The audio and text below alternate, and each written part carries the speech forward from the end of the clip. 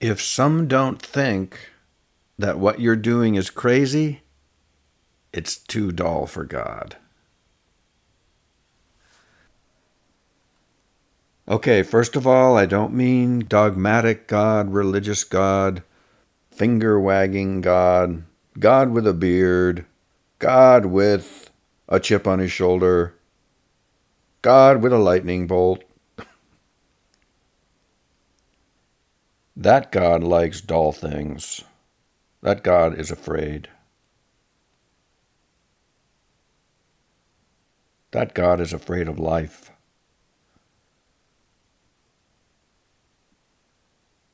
You're walking in a field and it's all green, and you come across a single bright orange poppy.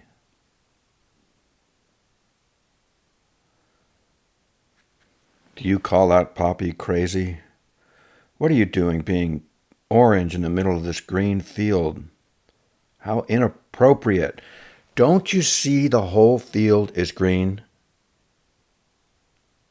If it's night out and you're awake in the early morning, the very early morning, and it's all black,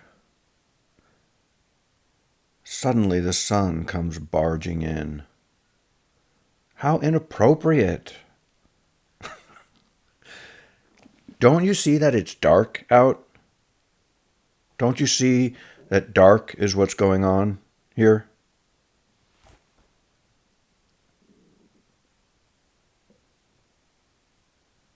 So we don't call flowers crazy or the sun crazy, but we love to call people crazy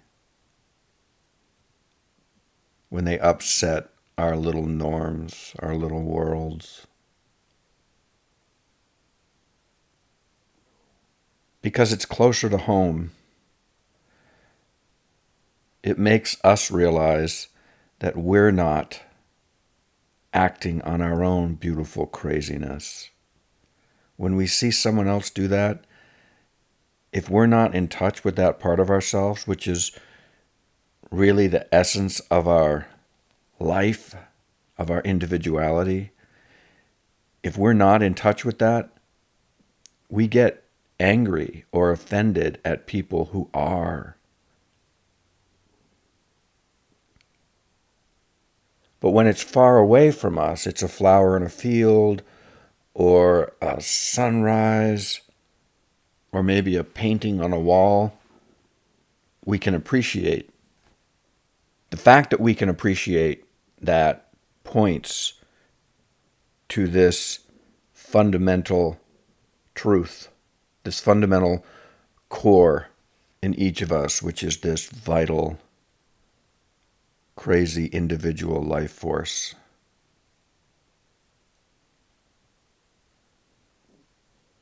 Many people go to great lengths to keep that bottled up.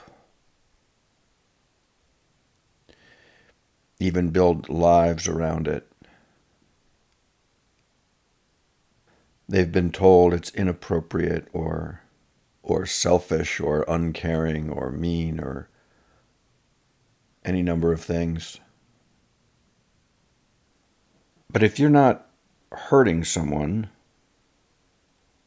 with your craziness, who cares?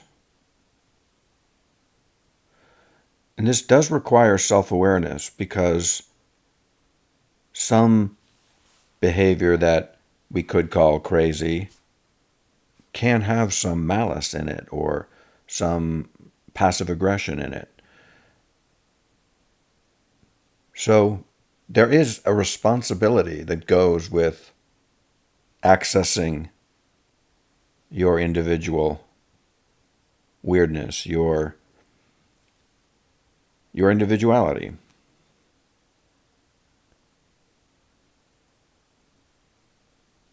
No one's pure, joyful, creative individuality is inherently malicious. You can see this with children. A baby or a little child is just naturally full of life and says crazy, funny, quirky, inappropriate things that are coming out of this fountain of innocent joy. And so it is up to us to get clear for ourselves, because as we grow older and encounter all of life's fun little challenges, we accrue these layers of resentment and frustration and anger, and we learn to lie and manipulate and stick it to people. And this can get sort of tangled up in our more purely creative craziness. Dylan sang, "To live outside the law, you must be honest." That's what that's about. If you're going to have the courage to live out your individuality, to live outside the law, you want to be honest with yourself. It's super important, because of there's all these people and institutions and rules and resentments and accusations that are going to come at you more than likely. So if someone says you're being weird or you're being selfish for this behavior, it's up to you to ask yourself, am I trying to hurt anyone? Is there any malice in this or passive aggression in this? And just get clear on that for yourself, and then do your best to protect and nurture and express that pure, individual, crazy, quirky life force that you are. When we expect others or hope others will also love it, we get bogged down, because that's taking us out of our direct connection to it. Someone will appreciate it, but we don't need everyone to.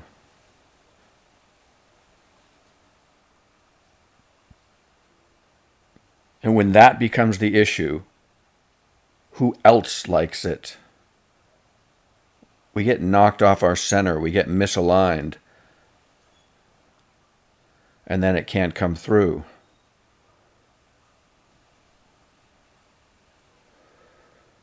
One of the beautiful things about the Beatles was that when they got incredibly popular,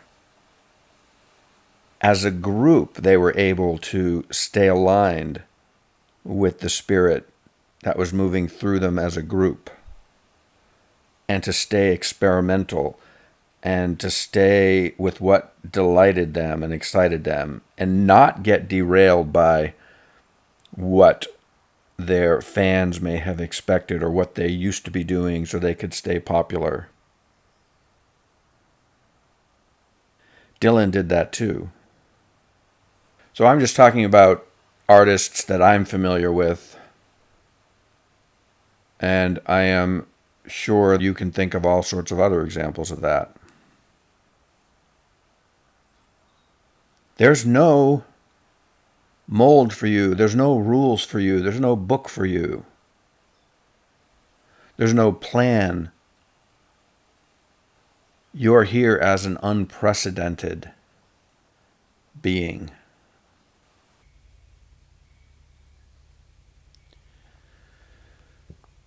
I write in my book, The Science Spell, about the connection between groups or institutions and finding truth, ultimate truth. And I say that the individual on their own, apart from any group or institution, is the best way and the only way, ultimately, to find ultimate truth. I get into the discussion in the book talking about science because lots of people have this idea that the scientific community, as it now stands, the institution of science, is a good group to look to or belong to if you want to find out the real truth. And I point out in my book, I'm not sure how much I want to get into it here, the limitations of the institution of science, the various incentives, financial, social, peer pressure, convenience. It's a big topic, but I point out how all these other factors come into play which get in the way of a pure search for what's real.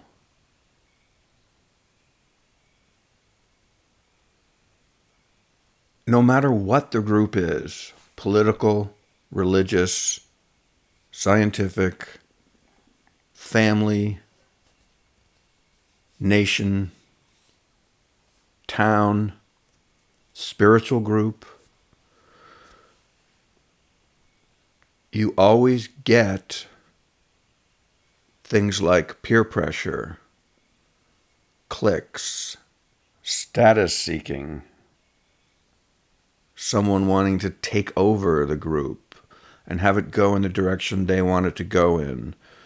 You have rules, you have power plays, you have inhibition.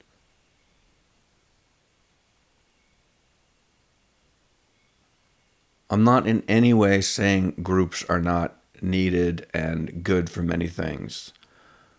I'm talking about the search for the deepest thing there is, your own sense of deep fulfillment, which can only come from the expression of your individuality.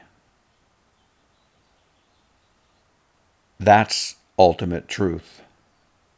You are ultimate truth. And therefore, you must have no regard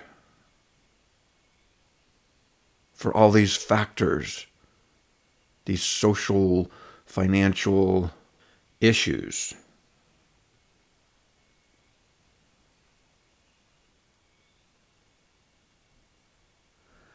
One of my aphorisms in my book, Remember the Truth, is spirituality is individuality. And sometimes you have to be free of any group, even a group of friends or closest family, and it doesn't mean you don't love them and appreciate them. But if you want to be really honest, it starts with yourself in a journal. I'm angry, I'm sad, I'm confused, I'm ecstatic. I love this. I love this little thing that no one else loves. These things make me happy. That's that tiny little mustard seed that Jesus spoke about. If you just keep watering and appreciating that little seed, it can grow. As Jesus said, the mustard seed is the smallest of all seeds, but it can grow into a bush, a tree that all the birds can come and sit in. So the idea is that the mustard seed may not literally be the smallest seed there is, okay? Jesus wasn't a botanist, but the idea is that when you nurture these little things that might seem insignificant in your social setting, they can grow and become for you or for others this amazing, huge creation. An example that just springs to mind is Apple. Started with this obsessive dude named Steve Jobs in a garage. And now look at it. Groups are great for certain things, but they limit and inhibit. So they inhibit, of course, with peer pressure, social disapproval, or social considerations, or jockeying for position and all that. The limiting usually has to do with whatever that group is focused on, which of course is the point of the group. So if that's what you're focused on, then obviously that's great. You're networking, you're with like-minded people. But, and this is what I talk about with science, groups will always have a mindset to them. They will always have a direction they're pointed in, the kinds of things that they are willing to look at and talk about. So, again, that's the whole point of the group. So, in a sense, there is a built-in limitation to a group. So, if you want the widest possible exploration of reality, and you want anything goes discussions where you're welcoming anything into the mix, I did this thought experiment the other day. Would it be possible to have a group called Individualists United, where there were no restrictions on what you could talk about, what you could say,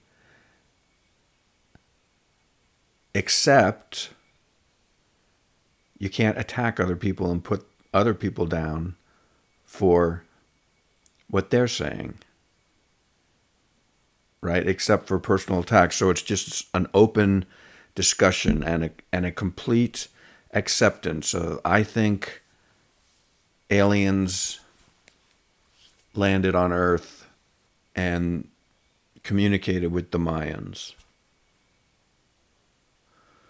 I think death is the eternal extinction of consciousness. I think squirrels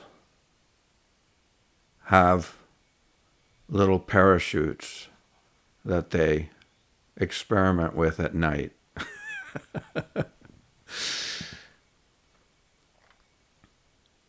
And then bury them during the day along with their nuts. It would be a group meant for just complete exposure and open-mindedness and exploration. So nothing would get done as a group, because if you want to get something done as a group, you've got to narrow down and then you've got to rule certain things out. And I write in my book about how that's what actually science does. In pursuit of certain types of information and certain questions, it can't look at a lot of other things, and that's fine. So this group would just be about pure exposure, pure exploration, as open-minded as possible, and nothing would actually get done. Kind of like the Democratic Party. And I started wondering what would happen. Now, if you have that rule that you can't put the person down for their views, you can discuss the views all you want, but you can't put the person down. And I feel like that rule would be necessary. And then you're bound to get some instance where you can't really tell if someone is putting the other person down. Maybe it's a tone of voice, or it's like right on the border, and the person says, no, I wasn't putting him down, but the other person does feel offended or whatever. And then you'd have to form a committee to investigate. You'd have to have some way of deciding whether they had violated the rule and what the consequences should be. How many times do they get to do that? The committee has to form. Who gets to be on the committee? Is someone on the committee in the pocket of someone else? Is there undue influence? How big is the committee? This is the kind of thing that just seems inescapable in groups. It may not be, but it's another reason why, if you are honest with yourself, you're a committee of one. You get to decide. You get to choose. You get to investigate till you're satisfied.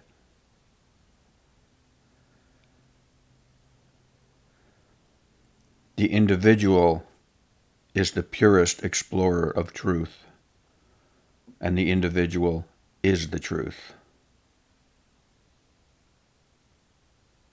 And once the individual can get clear on what your passion is, your sense of worth, then you can actually be the most constructive member of whatever group you may or may not want to join.